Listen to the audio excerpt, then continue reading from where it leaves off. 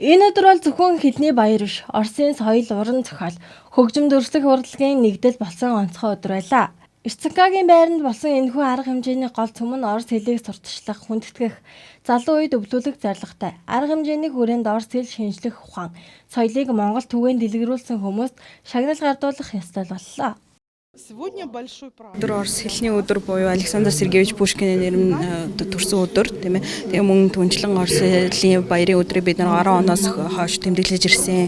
Тэгээ өнөөдөр бид нэр Орос хэлний өдрөөр дандаа шинэлэг арга хэмжээнүүдийг зохион байгуулдаг. Үүний нэг нь юу гэхээр Максар багшийн Уральский их сургуулийн доктор профессор багшийн орчуулсан Авууга их дайны 80 жилийн ойд зориулж гаргасан шүлгийн төвөрийг бид нар одоо танилцуулж байна. Мөн түнчлэн Горно-Алтайскаас ирсэн уран зураачийн энэ үзэсгэлэнгийн нээлтийг бид нар хийж байна. Тэгээ Орос хэл маань бол мөн түнчлэн Нүбийн бас нэг албан ёсны хэл байгаа тийм ээ. Тийм учраас ер нь бол энэ хэл дээр 250 мянган хүн бол ярьдаг ийм хэлийн баяр учраас бид нар маш өргөн дэлгэр хэм тэмдэглэж байна.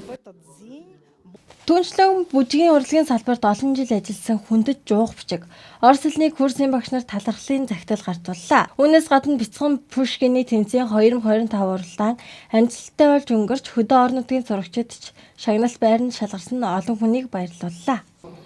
За багш нараа тэр одоо сайн ажилласан багш нараа онцлон тэмдэглэж байна. Бас нэг багш нарын дунд явуулсан уралдааны дүнг гаргаж тэр улсуудад одоо шагнал урамшил гардуулах юм байна. За бас нэг орчуулгын Пушкины шүлгүүдийн нэг цуврал гарсан. Манай Данзангийн Нима маань тийм цуврал гаргаад байгаа 21 шүлэг гээд. Одоо 3 дахь цуврал нь бол Пушкины орчуулгаар шүлгийн орчуулгаар гарч байна. Тэрний нээлтийг одоо 79-оор хийж байна.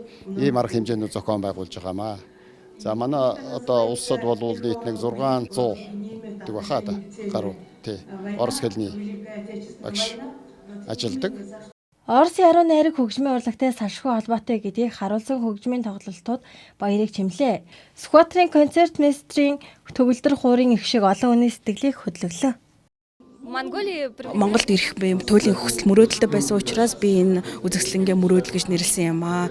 За яагаад Монголыг сонгосон бэ гэвэл Монгол бол үнэхээр үзэсгэлэнтэй сайхан байгальтай учир бас манай Алтай Горно-Алтайск гэдэг чинь Алтай Оросын Алтайгаас ер нь бол байгаль нь ижилхэн тийм төстэй учраас надад байгаль нь маш таалагдсан учраас би Монголд ирэхийг хүссэн. Мөн түнчлэн миний эмээ уран зургийн сургууль сурж байхдаа монгол зураачтай хамт сурж исэн учраас тэднийг би олж тэднэртэй уулзах эмээгийнхаа үгийг дамжуулах одоо тийм үүрэгтэй бас ирсэн. Харин дүрслэх урлагийн салбарт мөрөөдөл нэртэй уран зургийн үзэсгэлэн нээлтэлээ. Уран бүтээлч Василиса Домбей өөрийн бүтээлүүдээр дамжуулан Орос Монгол арт түмний сэтгэлийн нэгдлийг илэрхийлсэн гэж тайлбарлаа.